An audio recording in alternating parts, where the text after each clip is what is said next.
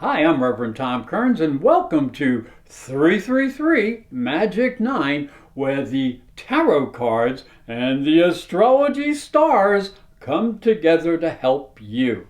And as the song says, this is the most wonderful time of the year, and there's a lot of exciting energy in the air. And here's how you can use it to help you. Please subscribe and ring the bell for new video notifications. The tarot card for the first week is the Six of Wands, representing victory. The tarot card for the second week is the Empress. She represents fertility and abundance. The tarot card for the third week is the Sun, which represents happiness and attainment. And the tarot card for the fourth week is Justice, representing balance and judgment. Sagittarius, the tarot card for the first week of the month is the Six of Wands. Now, this is a card that represents good news and victory.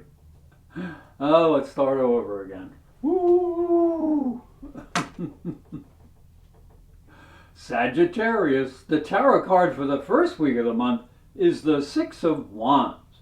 Now, this card represents good news and victory. So there is a recognition here of a hard-fought victory. You have overcome obstacles and are ready to enjoy your success. And you can also see that there are other people in the card that see you as victorious and are sharing in your happiness. And because of that, you may attain a position of leadership. Now, as we look into the astrology, the month begins with Neptune going direct in your fourth house of emotional foundations. And this can bring you a new sense of awareness of the roots of some of your personal issues that have brought fear or insecurity since mid-June. Now your intuition and creativity and your imagination will help you feel more secure. Now Mars is going to be sextile to Pluto, and that connects your 12th house of limitations with your natural talents and your financial wherewithal. So this brings you a new level of faith in the future and your ability to make money. But you have to be aware there is a square between Mercury and Neptune on the 7th, and this can bring some confusion to your emotions. So understanding your security needs will return clarity of purpose to you and a chance to express your deeper desires. As we look into the second week, the tarot card is the Empress. Now, this is a card that suggests there is a lot of fertility and a fruitful harvest. We are moving into the most wonderful time of the year where we value our families and traditions.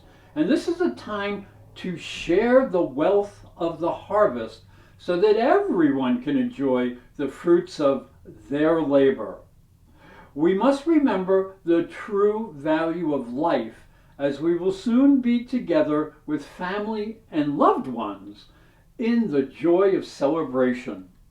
Now, as we look into the astrology, the second week begins with Mars in your 12th house of limitations squared to Jupiter in your 3rd house of communications. And this happens on the 8th. So you're going to have to be aware and heed any red flags between your personal frustrations and what you want to say. This can cause friction of the worst kind because there's a lot of ego energy stimulated in the wrong ways. So you may have to walk away from disagreements in personal and family situations. Now, over here we'll see Venus conjunct Pluto on the 11th in your 2nd house of money and resources. And this suggests a disagreement over money or values. So make sure you know what is yours and what is not yours. And there is the possibility of some wrong moves here that can have a detrimental effect on your financial status. So please watch your money and your budget. The tarot card for the third week is the Sun. Although this is the beginning of winter, there is great hope for the future as we are together with our loved ones and share the gifts of the season. We are minded with parties and songs and sacred celebrations that there is hope and light in the world. This is a good time to heal wounds, especially old wounds, and to try to keep the peace, and especially when family members are together. So as we look down into the astrology, the third week requires some adjustment as Venus is going retrograde in your second house of resources on the 19th. Now this warns you not to push your budget beyond common sense. You may have some unexpected expenses or bills from the past that may come back to haunt you. So you may have to reevaluate your spending and your budget.